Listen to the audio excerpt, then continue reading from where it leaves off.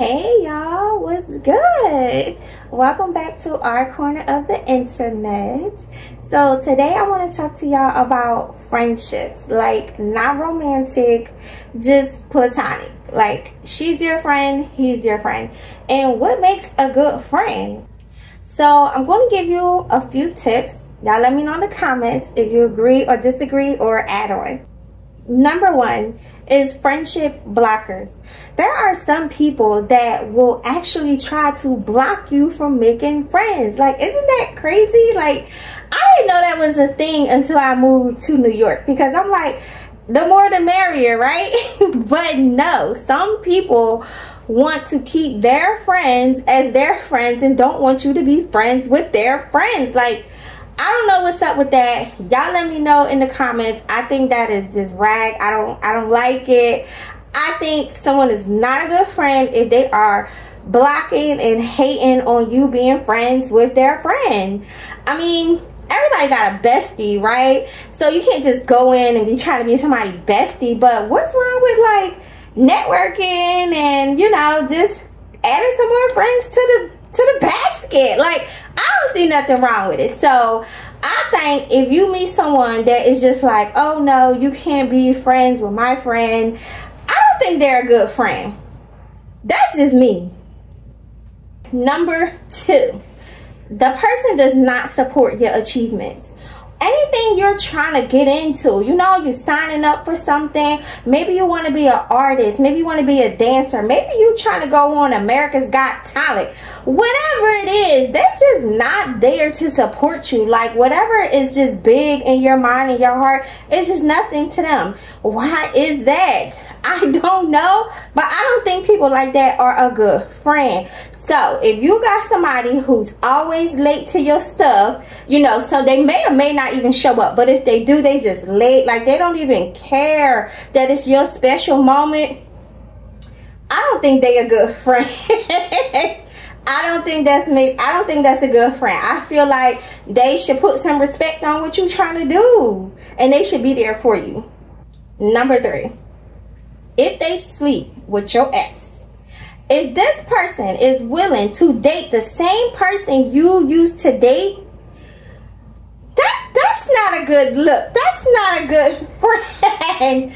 I don't do that. Like, don't mess with the exes, okay? Go find your own. Try there. I just think if a person is just willing to mess with your leftovers, you know, especially when they watched your whole relationship and studied it, you know, and then they want to try to pick up the pieces and see if they could do better in places that you might have dropped the ball. Oh, no, no, no. That's not good. That is not a good friend. They should not be sleeping with your ex. They should not be dating your ex. Number four, they drama. I'm talking about drama, mama, drama. That was a lot of dramas on purpose. If they always got some drama going on with them, they are not a good friend. Now, everybody have a season where they just not doing their best. But if you giving advice, if you giving support, maybe even financial help sometimes, and this person is just still can't seem to grasp it, can't seem to get it together. I mean, months then pass, weeks then pass, years then pass, and they still just caught up in the drama. Let them go. Let them go, because they're not going to fix their life until they're ready to fix their life. And it's probably nothing that you can say or do. As a matter of fact, they probably get a temporary high off of coming to you, asking for advice, getting you to fix up their problem temporarily, and then go back and just mess up their life all over again. If someone has a pattern of being involved in drama, always around drama-filled people, bringing the drama to your life, and you pretty chill and organized, you know, for the most half, you don't really be doing a lot of crazy stuff, drop that drama friend. They are not a good friend. Number five is someone who will gossip and tell all your business. How many of y'all know somebody like this? I mean, before someone could even get to know you, anyone who will listen, they will tell all your business. That is not a good friend. And don't let them think that you never gonna meet that person, so they just might even embellish on the stories. That's crazy. They might try to make themselves look better because they think you never gonna come in contact with that person. But even still, just being friends with somebody that when you confide in them, you know, you telling them your problems, maybe you cried to them, told them your secrets, and then it's just tea for them. It's just juicy gossip, and they just gonna go run and tell the next person. Don't be friends with somebody like that, because they just gonna tell all your business. Drop them. Number 6 is fake sincerity. Some people will apologize and be lying. Just lying, because they know you got the goods. They know that they don't want to lose your friendship, your conversation. That they might be toxic, but you're not. So they want to lie and tell you whatever it is that you want to hear to make sure they get to stay in your life. So when they do something that's wrong, well, not only will they be like, don't want you to hold them accountable for it, but they might apologize and then just go back and do the same thing again. The same rude behavior, the same thing. It's not a mistake, it's a choice. They're going to do it again, and then they're going to fake apologize again. That's just how it goes. Because the benefit of you is just too much for them to lose. So, you know, they just know they need you in their back pocket. So they're going to lie. Their sincerity is fake. Fake apologizing people, drop them. Number 7 is no reciprocity. Now that just simply means that you do for each other. And the reciprocity needs to be equal at some point. So I don't care what nobody say. If you're friends with somebody and you always doing good deeds for them to a certain magnitude that they never do it back, you need to drop them. Everybody gets on hard times. I understand everybody don't have money. I'm not talking about money, because there's a way you can look out for a friend for free. Maybe your girlfriend needs childcare to get a job. Watch her kid for free, especially if she paid your rent before, you know, or, you know, any kind of way where you can reciprocate what was done in that same margin. That's what I'm talking about. I'm talking about don't borrow $300. Don't borrow somebody's furniture, somebody's clothes, and then lowball them and just give them like something just real minute. Maybe nothing at all. Maybe nothing valuable, nothing financial, nothing tangible. Maybe you just give them your words like, oh, thank you.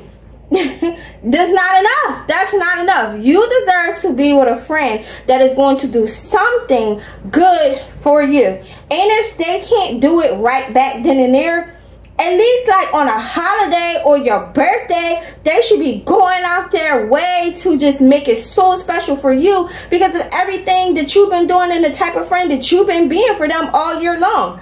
If there's no reciprocity, if they are not willing to go in the way you went in, drop them. Number 8 is ignoring you for a new friend. Have you ever been friends with someone that tried to ignore you for the new friend that they made? Like, they only want to be around you for a certain reason, for a certain time, and then when it's not good for them, it's, oh, you don't got to text me, I'll text you, or you don't got to call me, I'll call you.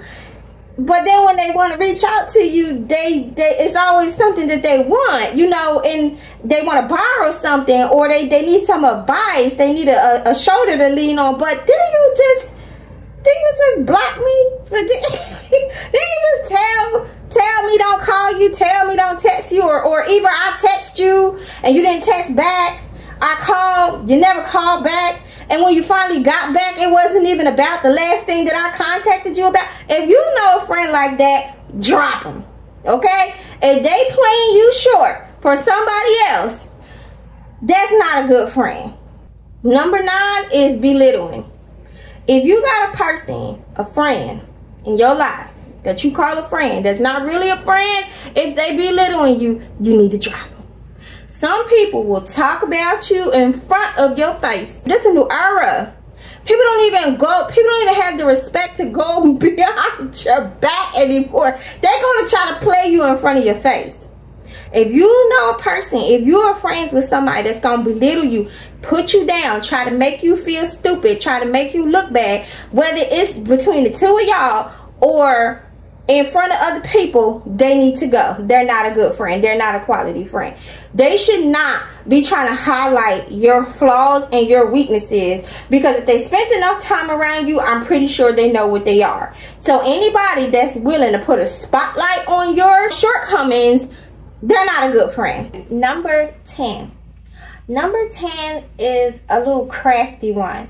Okay. So I just mentioned how if you're trying to do something as far as like your personality, don't let someone convince you basically to not be yourself. So this one kind of ties into that, but it's just a little bit different, because say you already begun the process.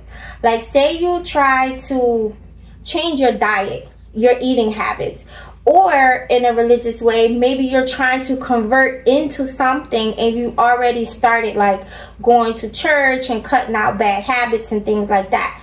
If your friend does not support you in that change, you need to drop them. Because people will want you to stay the same, because the old you, the lower version of yourself, serves them. The higher version of yourself might not serve them. So if you're making a change in your life, far as nutrition, far as your behavior, and your friends don't support that, they are not a good friend. You should drop them. Number 11. Number 11 is fear.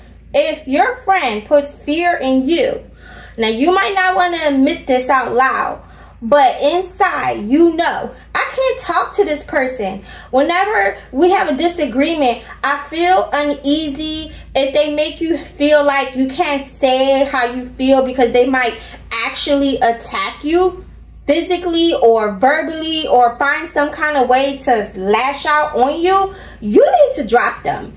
Any person that is trying to put fear in you as a method to control you is not a good friend. Number 12 is if they say you're stressing them out. I know you're probably thinking like, what? Why would my friend say that? But believe it or not, some people constantly tell you exactly how they feel, the raw version. Like, hey, you're adding stress to my life. Like, they don't want you holding them accountable for whatever it is that they said that they want to do or be. And you just need to let them be. Because you are legit adding stress to their life, and you're probably stressed out because they're stressed out. So there's no point in you carrying the stress for both of y'all, because what they won't do, and they already told you how what you're trying to do is affecting them. Let them go. Drop them. They are not a good friend. Believe them when they say you are stressing them out. Whatever negative things that they are telling you, fighting back the good that you're trying to, you know, secure with them, let them go. Drop them. Number 13. If they are asking you for difficult things, no one should be asking you for things that they can't even give themselves. They should be willing to work for them, to go out, volunteer their services in exchange for what they need in some kind of way. If they are asking you for extremely difficult things that maybe it's not even financial, maybe it's emotional, maybe it's physical, it's just something about their request is so grandiose and it's just crazy that they would ask you for that, drop them. Because that's not right. They should be asking you for reasonable things that you can give that wouldn't hurt you or set you back in any kind of way. If it is a difficult request and they are constantly asking you for difficult things, drop them. My last final bonus tip. If you have a person in your life that is trying to convince you to do things that is not of your personality, you need to drop them. Now, I understand we spend a lot of time trying to reinvent ourselves, so we trying to figure out who we want to be, so we testing this and testing that. But even if you are a teenager, you have a certain understanding of values from the way your parents raised you, or even didn't raise you how you want to be. You know, if your parents instilled something in you that you like this about yourself, You know, maybe you want to be religious, maybe you want to be Christian, and maybe your friends are secular and they're in the world and you don't want to be like that. Don't be like that then. Go get you some Christian friends, some that will support you. Now, I'm not saying you got to cut off your non-religious, non-Christian friends, but you dang sure need to get your army together on the side of what you do like about yourself. You need to build that team up. You need to have friends under that umbrella so that you can have support in being who you want to be. Because if anybody in your camp don't do what you do, you know, what are you even there for? Like, that is not a good friendship circle. So whatever it is that you like about yourself, and take religion out of it. We can use smoking and drinking for an example. If you don't smoke, if you don't drink, do not let someone pressure you or tempt you or try to, you know, seduce you if it's, you know, somebody you're attracted to or something like that, that's not really your boyfriend, you know, or girlfriend, because this one gonna be for everybody. But yeah, just hold your ground, stick your ground, you know, like, don't let anybody convince you to take on bad habits. For one, they cost a lot of money. Okay, if you got some vices, you're gonna pay for them. They ain't free.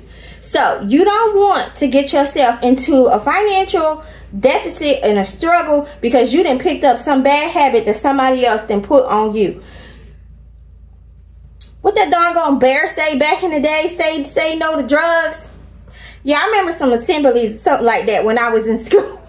They, you know, they had to stop, drop, and roll thing, and then they had to just say no to drugs. Just say no.